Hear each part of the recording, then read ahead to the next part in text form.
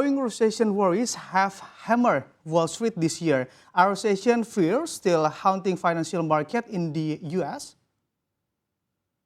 Well, there's certainly some fears of that. But if you look to the technical definition of a recession, we actually already had one in the first quarter and second quarter of 2022. We had negative GDP. If you look at 2020, the third quarter of 2022, if you back out the one-time export number for mostly energy products, what you'll find is that GDP for Q3 was actually technically negative if you back out those one-time exports. So in theory, we may have already had the recession with 2 to 3 quarters of negative GDP growth. And now the question is, how do things look moving forward? And I think people's concern is that the Fed has tightened so aggressively, so massively, and so quickly. Will that trickle through into 2023? Will earnings continue to come down? And I think the answer is you may see a technical recession, you may see earnings come down, but the market as a discounting mechanism may have already priced most of that in. If you look at the S&P 500, our core index in the United States, it went peak to trough down 25.6% at its worst. The NASDAQ was down close to 35%, the tech-based NASDAQ. So I think a lot of the pain is probably in the rearview mirror, and people, even if earnings start to come down, I think people are going to start to play for the recovery on the back half of 2023, and a strong recovery it can be, provided the Fed follows the data and actually slows down the tightening now that spending is going to slow down moving forward. Okay, well, so how's your prediction for Wall Street level end of this year, Hayes? For this year, I think we're going to have some strength into the end of this year.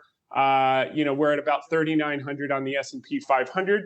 I think we could get a year-end rally, a Santa Claus rally that potentially takes us up to 4,100 to 4,250 on the S&P 500. So we could have some serious upside. That's going to be dependent upon the jobs report that comes in the first week of December, as well as the inflation report that comes the day before the Fed meeting. And if the Fed goes less 50 basis points or 25 basis points in December, I think we could get some follow through and have a nice year-end rally with the stock market. Okay, if you look, inflation was a top concern for voters heading into midterm election, and NBC News poll issued last weekend found 81% of respondents were either somewhat dissatisfied or very dissatisfied with the state of the economy, a level unseen since the 2010 midterm. And if you tell with me, will this condition push the Republican Party to control the Senate? Yeah, so right now it looks like, the market had expected a red wave, meaning the Republicans would win everything hand over fist. What it looks like right now is it's closer than expected. However, it does seem apparent that the Republicans are going to take the House of Representatives with about, give or take, 225 seats. So a narrow majority, but a majority nonetheless. As for the Senate, the Republicans have about 49.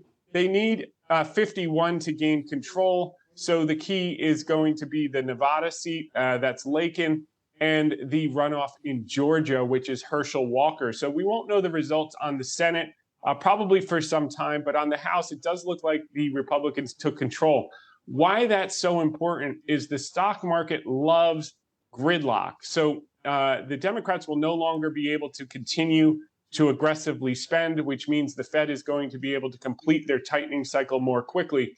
It also has implications if the Fed blocks, if the House blocks spending with the Republicans, that they may back off on the aid and the defense spending for the Ukraine, which is going to force both parties to the table and hopefully come to some type of negotiated settlement and peaceful resolution.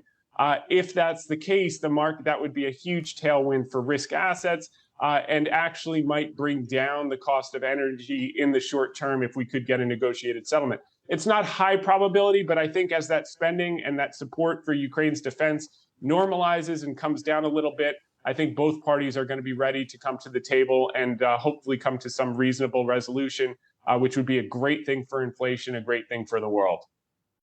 Well, Democrats losing 4 U.S. House seats in New York, is this a sign of the Democratic Party's early defeat? Well, I think that's true. I think that the Democrats are certainly going to lose the House of Representatives. That's how the numbers are stacking up right now, which creates the gridlock situation.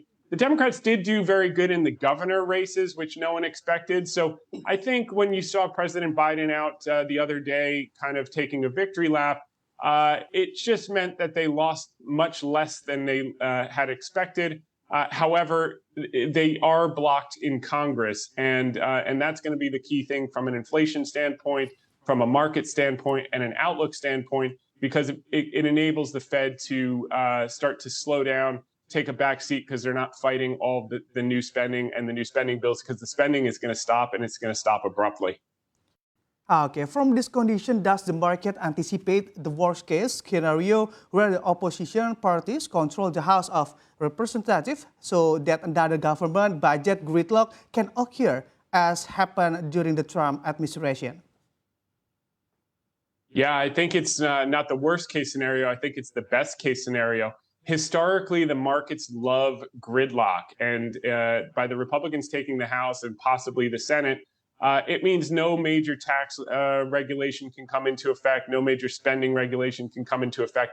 Essentially, it means business is going to be left alone to do what business does best, which is earn money, grow the economy, create jobs, and the market likes that. The other thing that we have is a period of seasonal strength. In the United States, the second year of a presidential cycle is often the worst year, often has corrections that average about 19.6%. We got as low as 25.6%. However, after the midterm elections, that following year is sometimes the best performance in the stock market historically since World War II. And on average, the market's up over 18% in the following 12 months following that midterm election. So not only are we in a seasonal period of strength after October, but we're now in an election cycle period of strength. So for the next 12 months, historically, the market tends to do well. I think this time will be no different.